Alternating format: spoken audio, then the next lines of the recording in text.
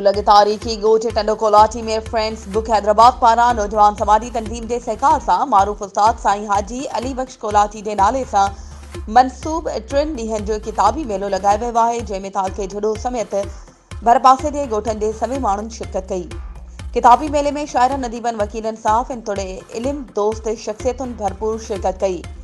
उन मौक़े ते नौजवान समाजी तंज़ीम जे मरकज़ी सदर डॉक्टर इरफान कोलाची मीडिया सां ॻाल्हाईंदे चयो त सोशल मीडिया जे उरूज वारे दौर में 2 किताबनि सां दिलचस्पी रखंदड़ माण्हुनि वॾे तइदाद में किताब ख़रीद करे किताबनि सां दोस्ती जो शानदार मिसाल क़ाइमु कयो आहे। किताब पढ़ण सां माण्हू जे शऊर ऐं सम्झ में वाधारो थिए थो। घणतरफ़ो मुतालो कंदड़ इंसान समूरनि मुश्किलातुनि खे मुंहुं ॾेई मंज़िल रसी पंहिंजी अज़ीम मक़सद हासिल करे माणे सघे थो।